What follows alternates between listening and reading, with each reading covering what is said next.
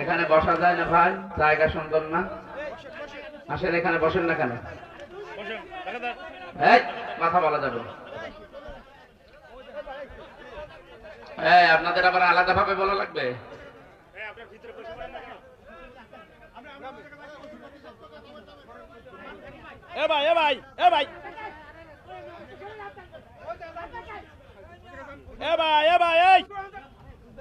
ইন্নাল হামদালিল্লাহি ওয়াস সালাতু ওয়াস সালামু আলা রাসূলিল্লাহ আম্মা বা'দ ফাউযু বিল্লাহি মিনাশ শাইতানির রাজীম বিসমিল্লাহির রহমানির রহিম قل ما كنت بدعا من الرسل وما أدري ما يفعل بي ولا بكم إن أتبع إلا ما يوحى إلي وما أنا إلا نذير مبين صدقت يا ربنا اللهم صل على আসেন যারা দূর দূরান্ত থেকে আসছেন খুব দ্রুত ভেতরে আসেন ওয়ালালি সাইয়্যিদিনা মাওলানা মুহাম্মদ। আলহামদুলিল্লাহ, বাংলাদেশের ঐতিহ্যবাহী জেলা ফরিদপুর সদরপুর থানার অন্তর্গত হাট কৃষ্ণপুর হাই স্কুল ময়দানে ঐতিহাসিক 14তম বাৎসরিক ওয়াজ মাহফিলের স্বনামধন্য সভাপতি আব্দুস সালাম মুন্সি ইসলামিয়া মাদ্রাসা ও এতিমখানার উদ্যোগে এ মাহফিলের প্রধান অতিথি আমাদের সকলের শ্রদ্ধাভাজন ব্যক্তিত্ব বিশিষ্ট রাজনীতিবিদ জনাব জাহিরুল হক শাহজাদা মিয়া দামাত বারকাতুহুমুল আলিয়া, বলেন আমিন। এ মাহফিলের প্রধান মেহমান হিসাবে যিনি থাকবেন মুফতি জসিমউদ্দিন রহমানী, মুফতি হারুন ইসহার, মাওলানা রফিকুল ইসলাম মাদানী, মাওলানা মিজানুর রহমান ফরিদি, হাফেজ মাওলানা আবু বকর সিদ্দিক, মহিউদ্দিন খান হাসান আসতেছে।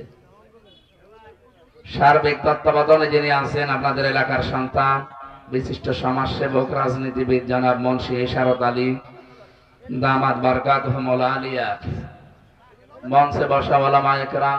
দাঁড়িয়ে আছেন কেন ভাই? এখানে বসা যায় না? এই কথা বলেন কেন?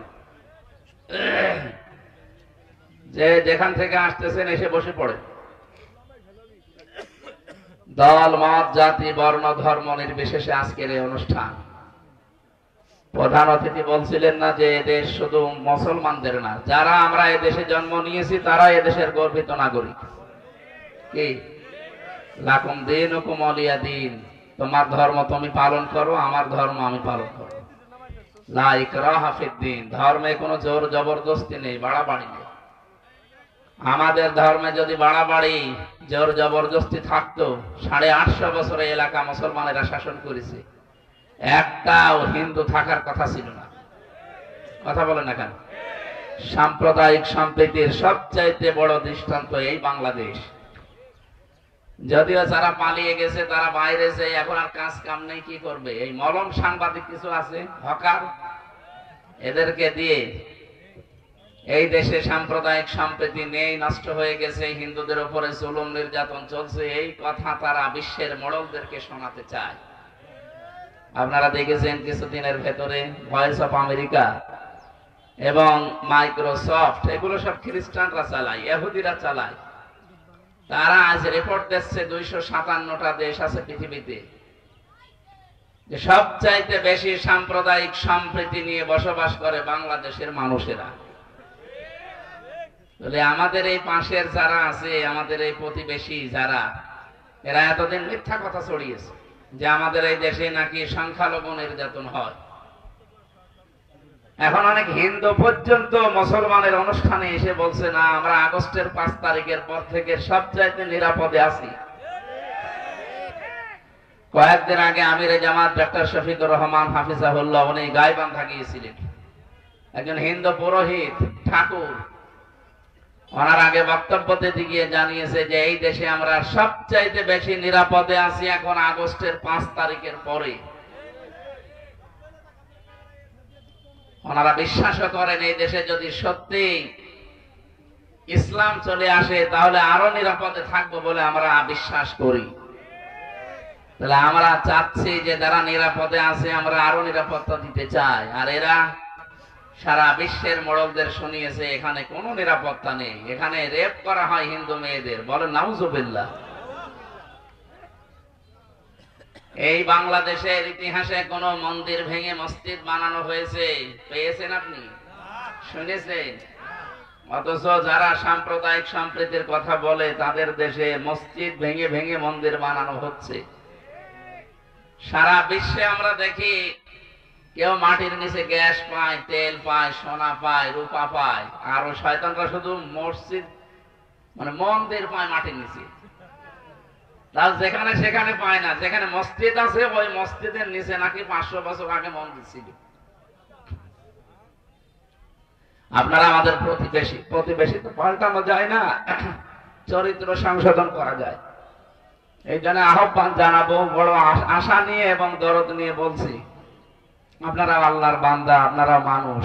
ওয়ালাকাদ কাররামনা বানি আদম, আল্লাহ তাআলা বলেন বনি আদম সন্তানকে আমি সম্মানিত করেছি। এই হিসাবে মানুষ পদবাচ্য আমরা যারা বিবেচিত তারাই সম্মানিত, সে যে ধর্মের লোকই হোক। কথা বুঝতেছেন? নবীজি মসজিদে নববীতে বসে আছেন, হঠাৎ তিনি দাঁড়িয়ে গেলেন। সাহাবীরা জিজ্ঞাসা করেন হুজুর আপনি দাঁড়ালেন, বলেন এই যে একটা লাশ চলে যাচ্ছে। সাহাবীরা বলেন হুজুর এটা ইহুদির লাশ, আপনার দাঁড়ানোর দরকার কি?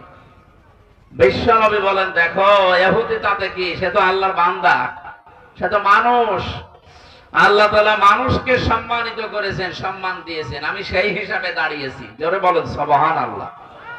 মানবতার নবী, আমাদের নবী মুহাম্মদুর রাসূলুল্লাহ একটা ইহুদিকেও সম্মান দিয়ে তাকে তার লাশ দেখে দাঁড়িয়ে গেছে। যে নবী মরা মানুষ দেখেও দাঁড়িয়ে যেতে পারে, তার দ্বারা জীবিত মানুষদের কোনো ক্ষতি হতে পারে আমরা বিশ্বাস করি? এই পৃথিবী প্রমাণ পেয়েছে তার দ্বারা কোনো ক্ষতি হয়নি। তার অনুসারী যারা সত্যিকারের তাদের দ্বারাও ক্ষতি হবে না ইনশাআল্লাহ। এই জন্য আপনারা থামবেন, কারণ আপনাদের বাপ দাদা পূর্বপুরুষ আমরা দেখেছি আমরা আল্লাহর ঘর কাবা শরীফ ভাঙতে এসে তারা কাসফি মাকুল হয়ে গেছে, কি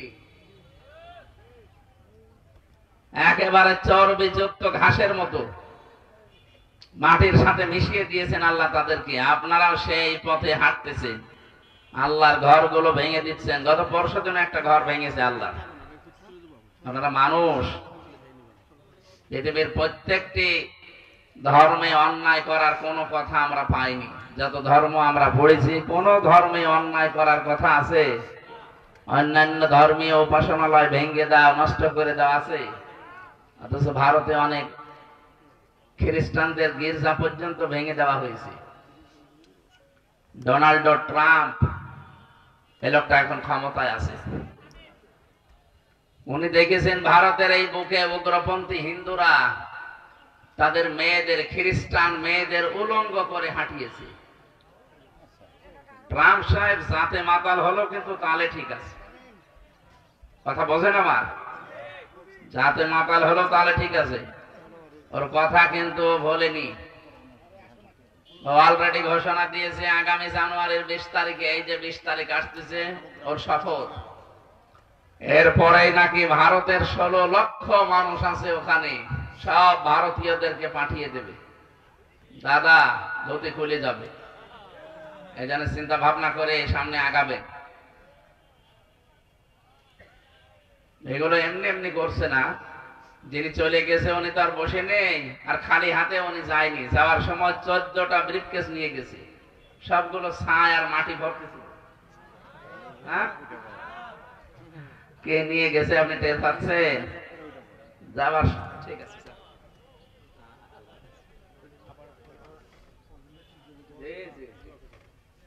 এটা একটু সরিয়ে দিন,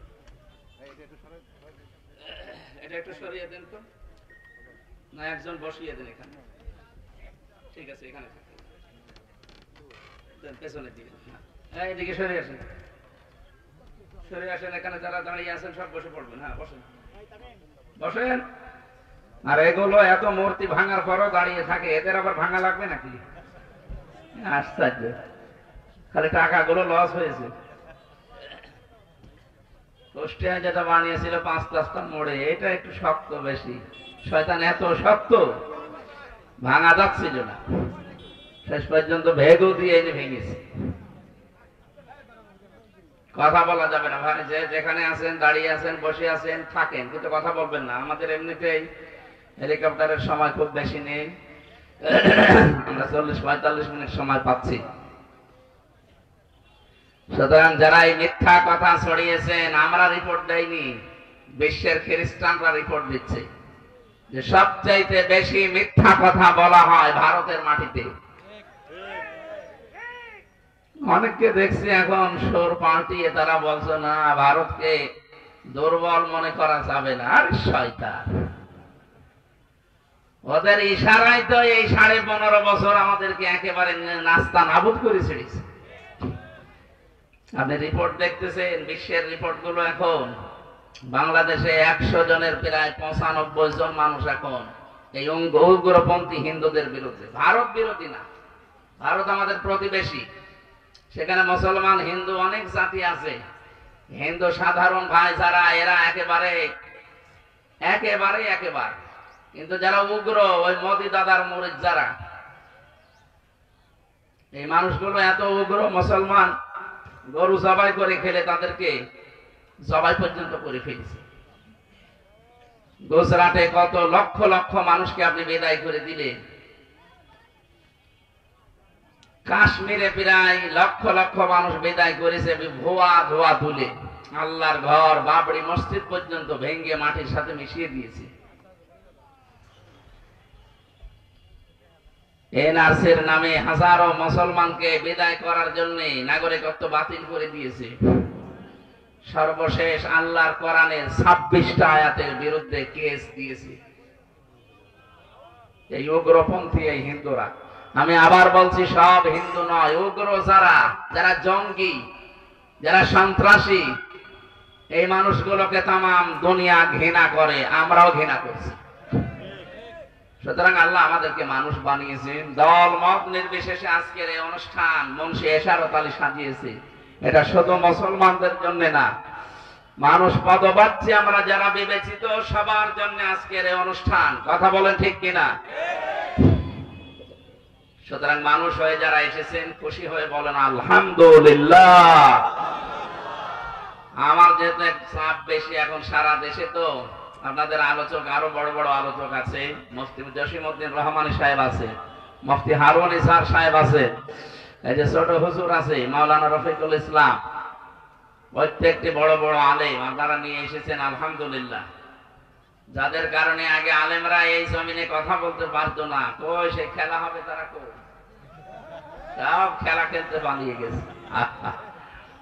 আলেমদের সাথে লাগতে আসবেন না। এখন আবার কিছু মানুষ দাদাদের উস্কানি পেয়ে তারা যেন পাগল হয়ে গেছে। সবাই না, একটা মাজলুম সংগঠন বিএনপি, জামাত, এদেশে 14 দল বাদ দিয়ে যারা আমরা ছিলাম সবাই মাজলুম। এই মাজলুম দলগুলোকে কেউ যেন ক্ষতিগ্রস্ত করবেন না। যারা ওই জালেমদের দল থেকে এসে এই সমস্ত দলগুলোতে যোগ দিয়েছে, আপনি দেখবেন সেই মানুষগুলো এখন এই দলকে ডোবানোর জন্য বিভিন্ন কায়দা কৌশল করছে।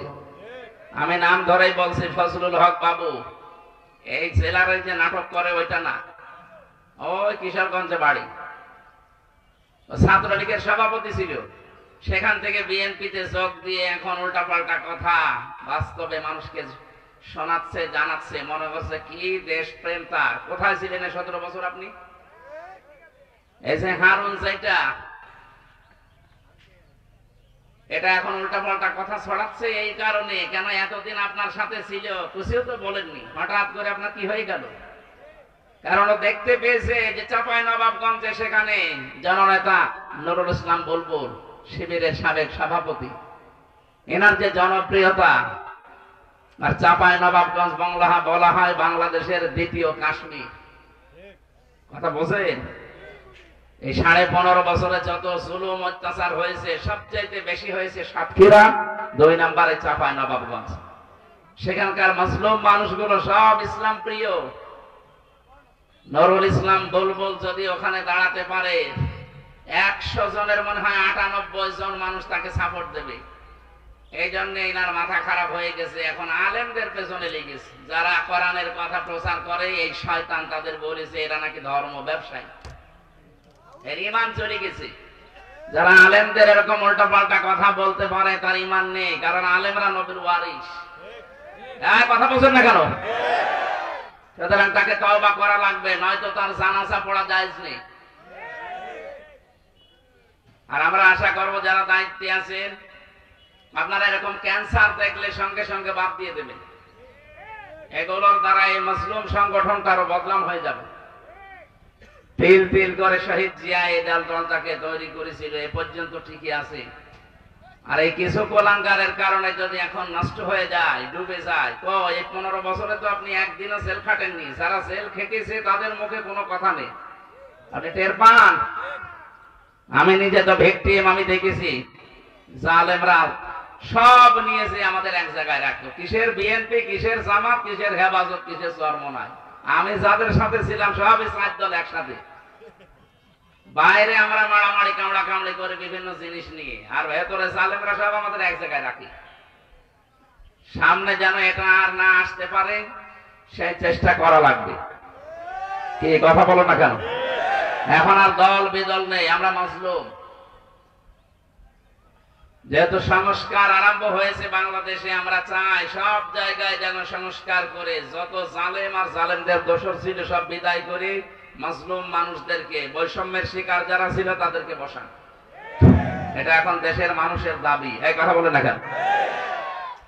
ওয়ালা তাকফু মা লাইসা লাকা বিহি ইলমুন। হে নবী, যেটা জানে না সে যেন মুখ না খোলে।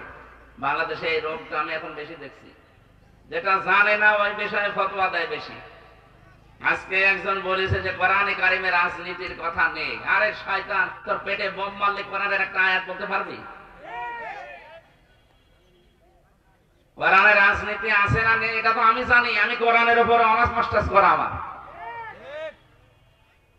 তুমি যে বিষয়ে লেখাপড়া করেছো ওই বিষয়ে যদি কেউ ফতোয়া দেয়, জিজ্ঞাসা করে, সেই বিষয়ে কথা বলতে পারে। আপনার পেটে বোম মারলে সোরা একলাস সহ্য করে বলতে পারবেন না। এমনকি আমার মেয়ে, ছোট মেয়ে 4 বছর বয়স, তার মতন করেও আপনি পড়তে পারবেন না। আর আপনি ফতোয়া দিচ্ছেন যে কোরআনের রাজনীতি নিয়ে, আলেমরা যেগুলো করে এগুলো ধর্ম ব্যবসা। বলেন নাউজুবিল্লাহ।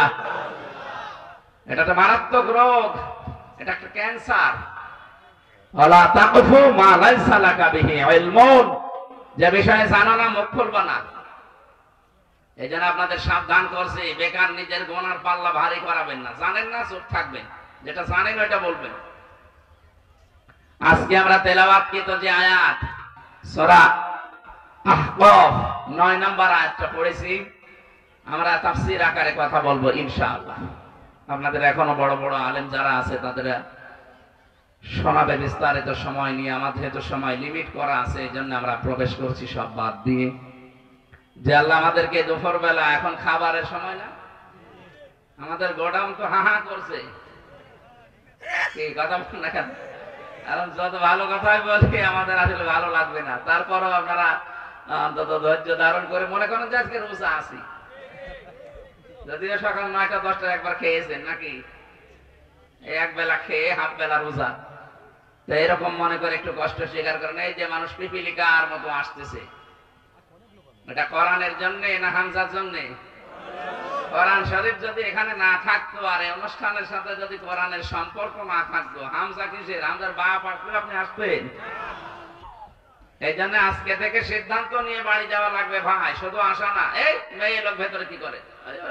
এটা মেয়ে লোক না? পাগল হোক আর যাই হোক, মেয়ে লোক তো। আপনি বাইরে যান, ওরা তুলে ওই মহিলা প্যান্ডেলে দিয়ে দেন। কি বলতে হবে? মেয়েদের ওই জায়গায় পাঠিয়ে দেন।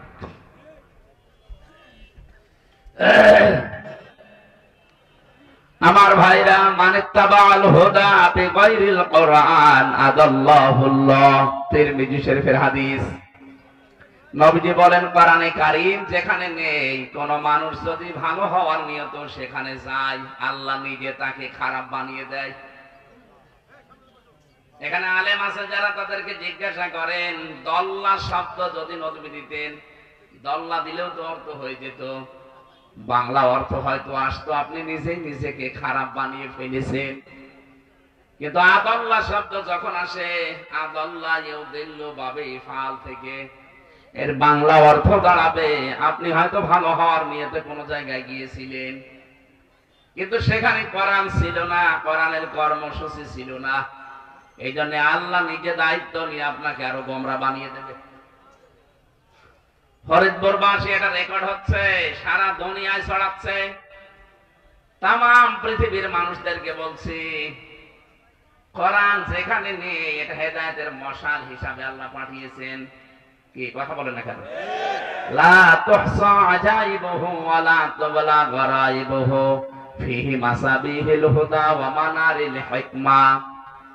নবীজি বলেন, কোরআনে কারীম আল্লাহ এমন ভাবে বানিয়েছেন, কোনদিন কোরআনের কথা পুরাতন হবে না, কোনদিন কোরআনের কথা অম্লান হয়ে যাবে না, যখনই শুনবেন তখন নতুন মনে হবে। এটা হেদায়েতের মশাল হিসাবে আল্লাহ দুনিয়ায় পাঠিয়েছেন। আর বিজ্ঞানের সুউচ্চ মিনারের ভেতরে আছে, কিয়ামত পর্যন্ত যা আবিষ্কার হবে সবাইয়ের কাছে হাত পেতে থাকবে। জোরে বলেন আল্লাহু আকবার। এই হাদিসের মূল কথা হচ্ছে, কোরআনে কারীম যেখানে নেই, কোন মানুষ যদি সেখানে যায়, তার নিয়ত যতই ভালো থাকুক না কেন, আল্লাহ কিন্তু তাকে খারাপ বানিয়ে দেবে। কারণ একটাই, কারণ এই পৃথিবীতে একমাত্র হেদায়েত দিতে পারে মানুষকে কোরআন শরীফ। এক কথা বলেন না কেন? বলেন তো, শ্বশুরকে বাবা বলা যায় আছে না নেই? হ্যাঁ, হুজুর ঘুমাচ্ছে।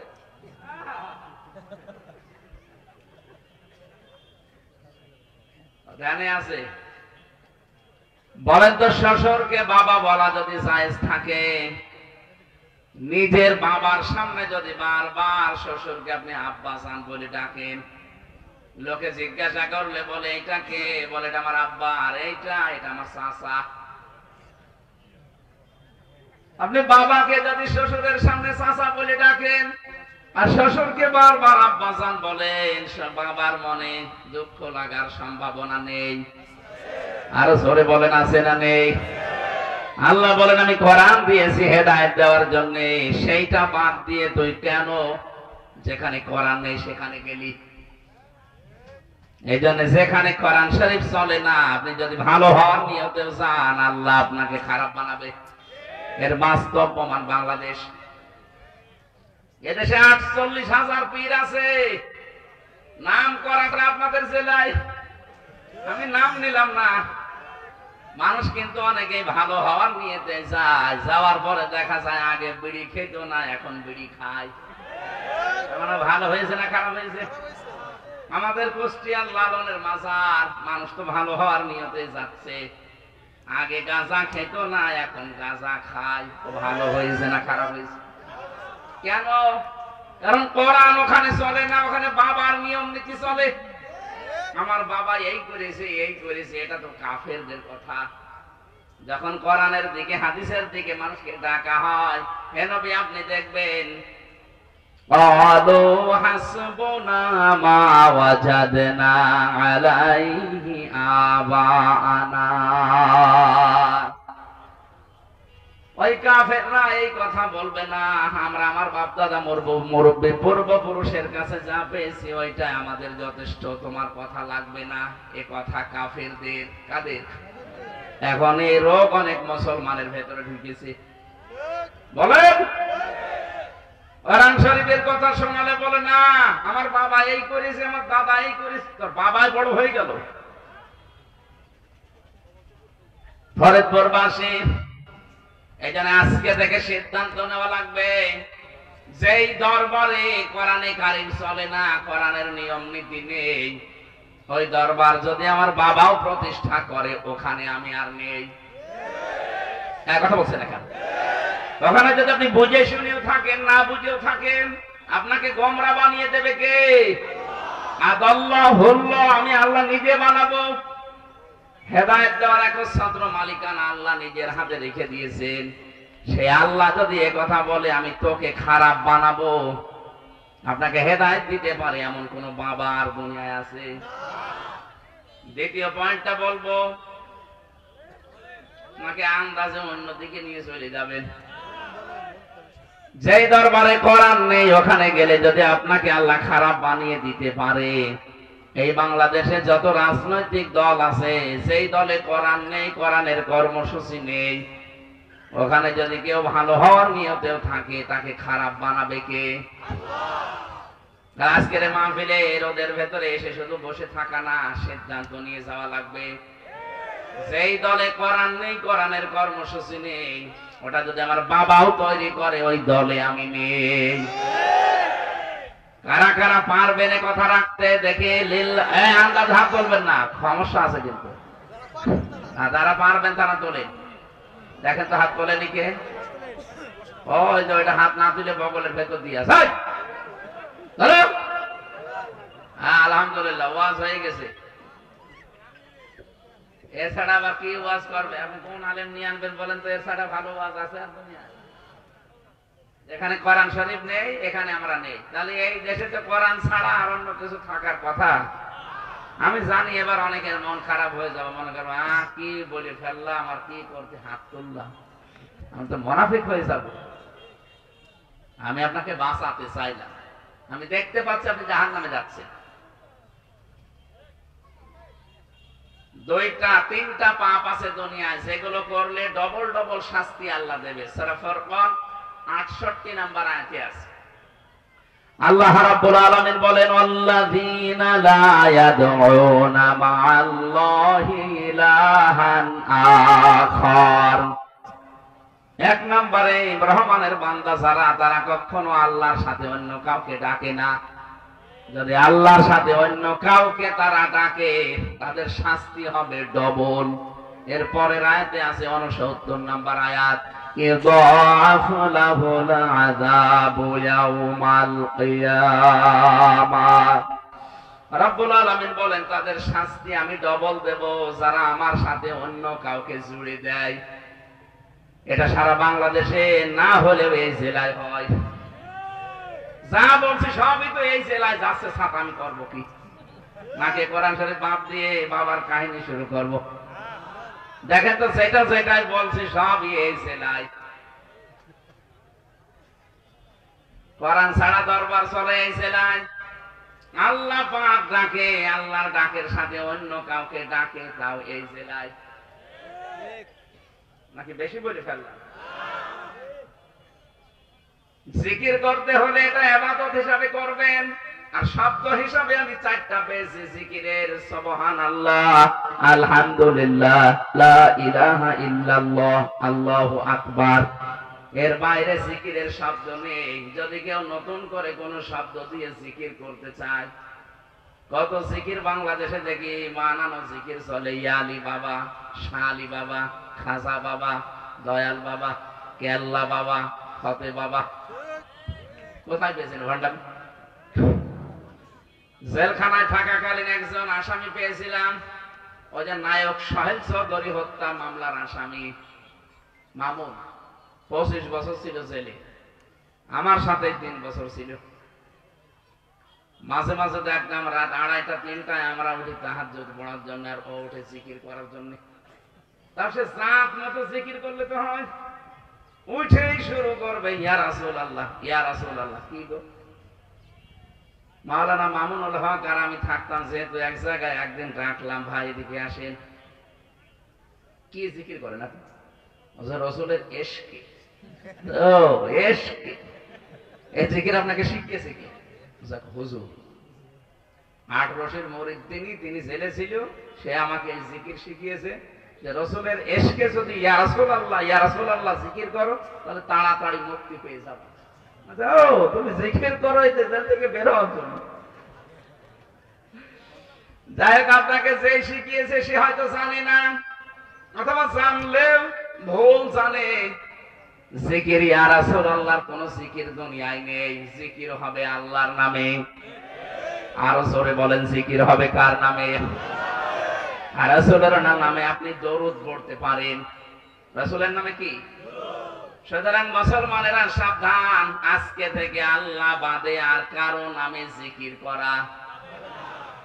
সুতরাং আমার তাহেরি ভাই যদি আপনাকে শেখায় যে কে আল্লাহ বাবা, ফতে বাবা, দরকার হয় যেখানে পারেন সেখানে মারবেন। উনি যে জাহান্নামে যাচ্ছে, ডবল শাস্তি পাবে, আপনাকেও নিয়ে যেতে চাই। ফরিদপুর বাংলাদেশের ভেতরে একটা শিক্ষিত জেলা, সচেতন মানুষ আপনারা, কোন কারণে ওর সাথে আপনি জাহান্নামে ডবল শাস্তি পাবেন? তাহলে আজকে থেকে সিদ্ধান্ত নেওয়া যায় না যে আল্লাহ ছাড়া কারো জিকির আর করব না। বলেন বলেন, পৃথিবীতে সবচাইতে বড় জিকিরের আলোচনা আল্লাহ যেখানে দিয়েছেন তার নামেই কোরআন। ইন্না নাহনু নাযালনা যিকরা ওয়া ইন্না লাহু লাহাফিজুন। অবশ্যই আমি আল্লাহ এই জিকির নাযিল করেছি, আর এই জিকিরের হেফাজতের দায়িত্ব আমি আল্লাহ নিজে নিয়েছি। সুতরাং জিকির মানে যদি করতে চান কোরআন পড়েন, কোরআনে কারীম পড়েন, বসেন, আপনার জীবন পাল্টিয়ে যাবে। আগেকার জামানার পীর সাহেবরা যারা ছিল এই দেশে ইসলাম প্রচার করত, তাদের কাছে আমরা গেলে আমাদেরকে কোরআন শরীফ তুলে দিত যে এইটা পড়েন আল্লাহকে পেয়ে যাবেন। কথা বলে না কেন? এখন আর তাদের দরবার থেকে কথাগুলো আর আসে না, এখন গেলে জিকির দিয়ে দেয়। ও হো আন্দাজে হো হো, কোন জিকির আছে? আমি আবার বলছি, জিকির একটা ইবাদত। যদি কেউ করতে চান চারটা শব্দ দিয়ে করবেন, সুবহানাল্লাহ, আলহামদুলিল্লাহ, লা ইলাহা ইল্লাল্লাহ, আল্লাহু আকবার। কথা বোঝা গেছে না? ঠিক আছে, তাহলে যে পর্যন্ত বললাম এ পর্যন্ত সামারাইজ এইটা আছে, আল্লাহ বাদে অন্য কাউকে তার সাথে জুড়ে দেওয়া। বলেন বলেন। 2 নম্বরে, কোরআন যেখানে নেই ওই দরবার যদি আমার বাবাও তৈরি করে, ওই দরবারে আমি নেই। কোরআন যেই দলে চলে না, ওই রাজনৈতিক দল যদি প্রতিষ্ঠা আমার বাবাও হয়, আমি ওই দলে নেই। এটা ঠিক রাখতে পারবেন? এ মাহফিল সাকসেস ইনশাআল্লাহ। আর যদি না, সামিয়ানার নিচে যা ছিলাম তাই বের হয়ে গেলে।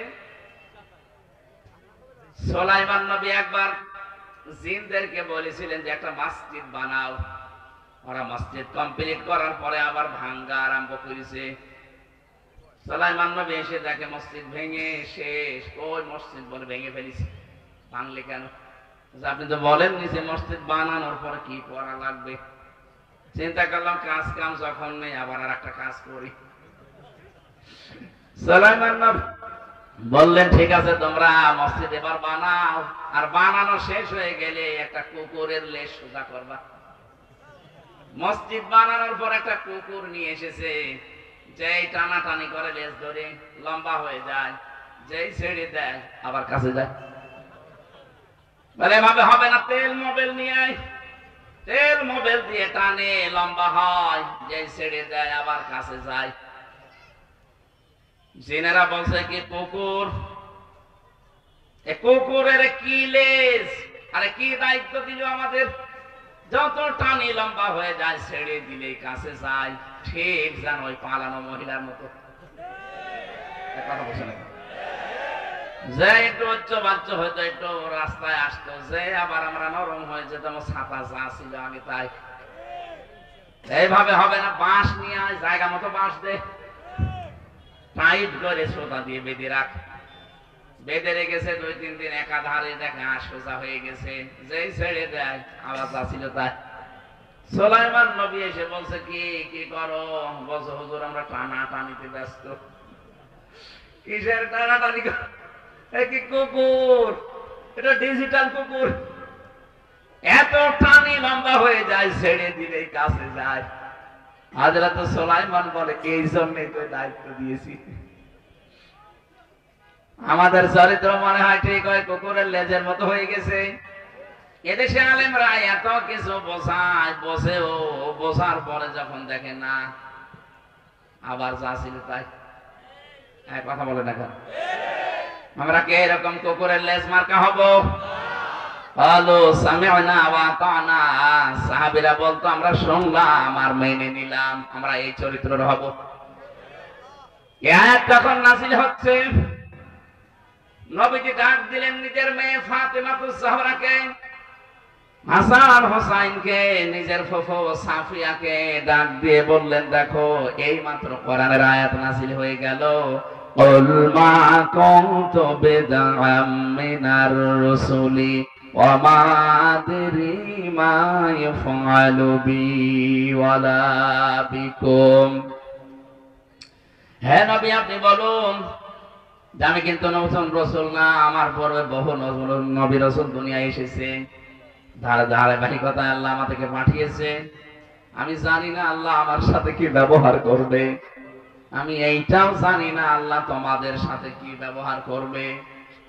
সুতরাং ও আমার মেয়ে ফাতেমা, হাসান হোসাইন, হে আমার ফুফু সাফিয়া, এই ভরসা কখনো করে কোনো লাভ হবে না যে আমার বাবা নবী ছিল, আমার নানা নবী ছিল, আমার ভাতিজা নবী ছিল, আমি পার পেয়ে যাব না। নিজের কাজ নিজে করো, কেউ কারো না, আমি নবী তোমার কিচ্ছু করতে পারবো না।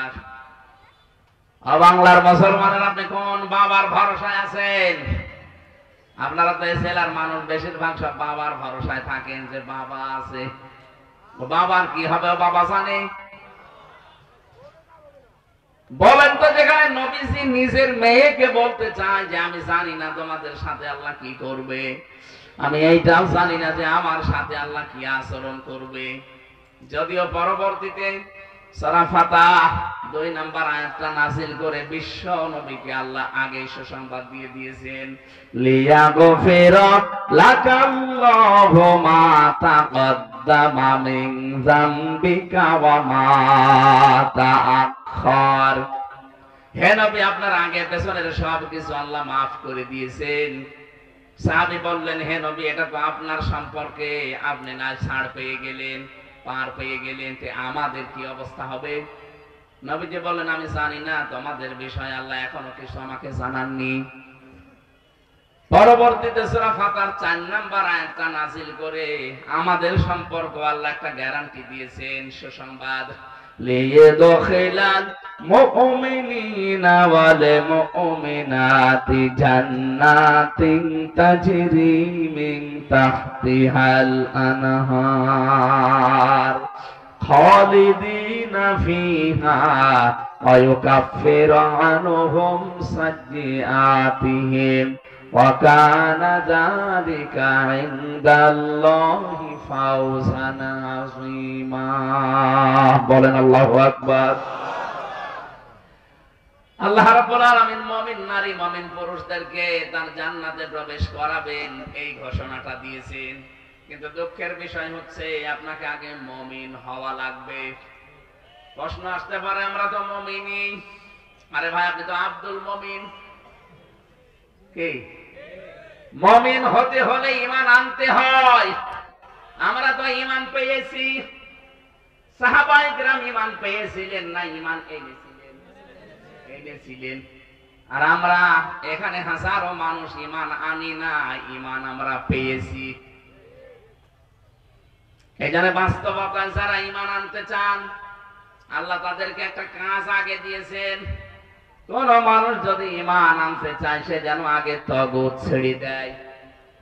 ফামাইয়াকফুরু বিত-তাগুতি ওয়া ইউমিন বিল্লাহ ফাকাদ ইসতামসাকা বিল উরওয়াতিল ওয়াসকা। রব্বুল আলামিন বলেন, কোন মানুষ যদি সত্যি ঈমান আনতে চায়, সে যেন তাগুত ছেড়ে দেয়। তাহলে সে এমন একটা মজবুত রশি ধারণ করেছে, লাংফিসামা লাহা, যা কখনো ছিঁড়ে যাবে না। ও ফরিদপুরবাসী, এই দেশের দিকে তাকান, যারা তাগুত ছেড়ে দিয়ে ঈমান এনেছে, তাদের জীবনেও কেউ টলাতে পারেনি। ডক্টর শফিকুল ইসলাম মাসুদ 57 দিন রিমান্ডে ছিল। বাংলাদেশের ইতিহাস পাল্টিয়ে দিয়েছে জালেমরা, এরপরও তাকে এক চুল টলাতে পারেনি। আমি বেশি বললাম। শিবিরের সাবেক সভাপতি দেলোয়ার হোসেন, ঠাকুরগাঁও বাড়ি। এই লোকটাকে রিমান্ডে নিয়েছিল মাসের পরে মাস। তার গরম করে লোহার মতো যে টক টক করে, তার একেবারে আগুনে টকটকে গরম করে লাল করে লজ্জাস্থান দিয়ে ঢুকিয়েছে। আমি নিজের সাক্ষী, আমি তো নিজেও ছিলাম। দেখতাম 4-5 জন ধরে রেখেছে, কেউ হাত ধরে, কেউ পা ধরে, কেউ মাথা ধরে, কেউ তার গরম করে ঢোকাচ্ছে। আর পুরুষাঙ্গ নষ্ট হয়ে গেছে, যদিও পরবর্তীতে চিকিৎসার পরে আবার ভালো হয়েছে। এত বড় কঠিন মুহূর্ত, তারপরেও সে লোকটাকে ঈমান থেকে, ইসলাম থেকে, আদর্শ থেকে এক চুল সরাতে পারে নাই। বাংলাদেশের দিকে তাকান, এদেশে অনেক মানুষ তাগুত ছেড়ে না দিয়ে ঈমানের দাবি করেছে। এই মানুষগুলোর ঈমানই নেই, ঝড় উঠেছে, ঈমান চলে গেছে। আমাদের পাশের জেলা গোপালগঞ্জের ছেলে মুফতি রুহুল আমিন নৌকা মার্কায় দাঁড়িয়েছিল। যে লোকটা নৌকা মার্কা নিয়ে দাঁড়াতে পারে, তার ঈমান কতটুকু আছে আপনি নিজেই বলেন। তাগুতের সাথে সম্পর্ক কেউ রেখে যদি ঈমানের দাবি করো, ঈমান টিকবে না। এই জন্য তার ঈমান টিকে নাই। দেশটা কত রসাতলে চলে গিয়েছিল যে জাতীয় মসজিদের ইমাম পর্যন্ত পালিয়ে গেছে। কে সে পালিয়েছিল না? পরবর্তীতে গেছে জোর করে নেওয়ার জন্য, জনগণ জুতা দিয়ে পিটিয়েছে। পরের দিন আবার স্ট্যাটাস দিয়েছে, জনগণ জুতা দিয়ে পিটিয়েছে কিন্তু আমার গায়ে লাগেনি। ইমামতি করছেন, আপনার তো ঈমানই নেই। কারণ তাগুতের সাথে সম্পর্ক রেখে যদি কেউ ঈমান আনে, এবার ঈমান টেকে না। এটা আমি বানিয়ে বানিয়ে বলছি? বলেন, তাগুতের সাথে সম্পর্ক রেখে ঈমানের দাবি যদি করতো, আজকের প্রধান মেহমান মুফতি জসিমউদ্দিন রহমানী 12 বছর জেল খাটা লাগতো না। শহীদ আল্লামা দেলোয়ার হোসেন সাইদি রহমতুল্লাহ আলাইহি 13 বছর জেলে থাকার পরে মরে যাওয়া লাগতো না। এই অবস্থায় যদি তাগুতের সাথে সম্পর্ক রেখে ঈমানের দাবি করতো, কবে বের হয়ে যেত। আমার তো ধরার পরের দিনই বলেছিল, যা যা বলতে বলি এগুলো শুধু বলবেন আদালতে, তারপরের দিনই ছেড়ে দেব। না, এত মিথ্যা কথা আমি বলতে পারবো না। ওরা যা অত্যাচার করেছিল এই 3 বছর, আমার মতো ছোট্ট মানুষ, আমার পেছনের এই নীল দাঁড়ার হাড় পর্যন্ত এখনো ব্যথা। 3 বছরে যা খাবার দাবার দিয়েছে, আমার তো টের পেয়েছি, আমার শরীরটাই শেষ করে দিয়েছে জালেমরা।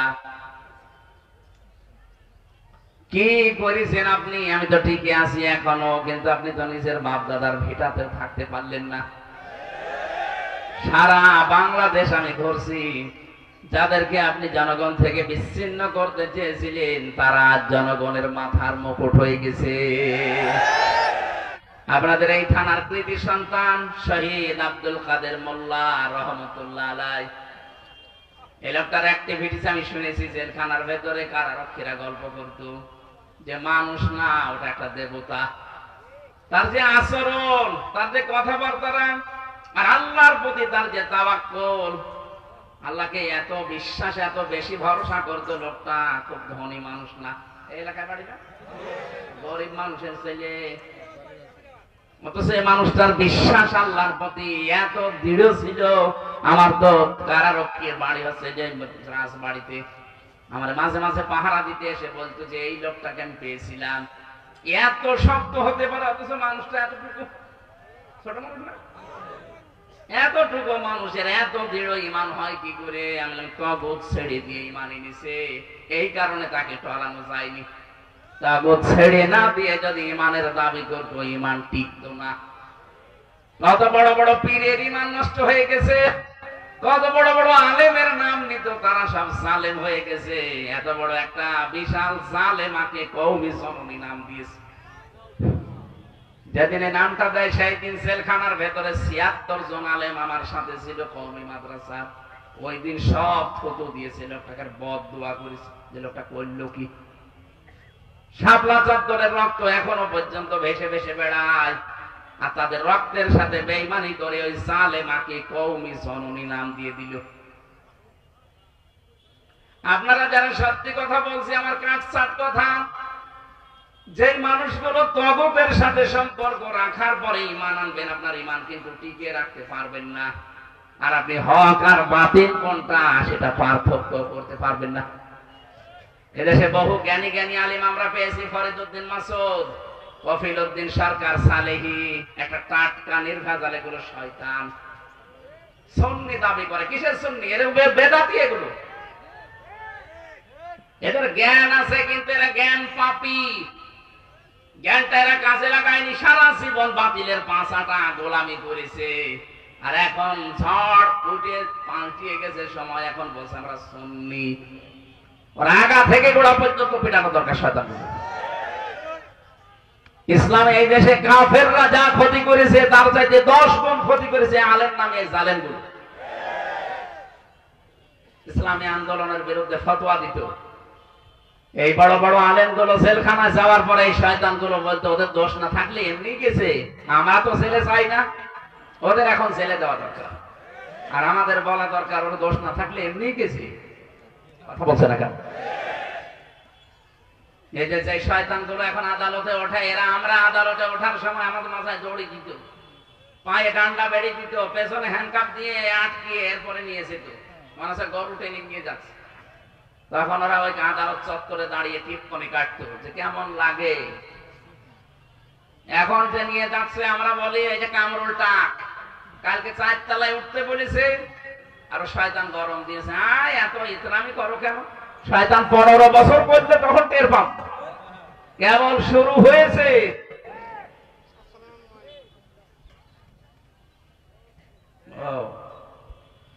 আমাদের মনে হয় আর সময় নেই, যে মিস কল আসতেছে।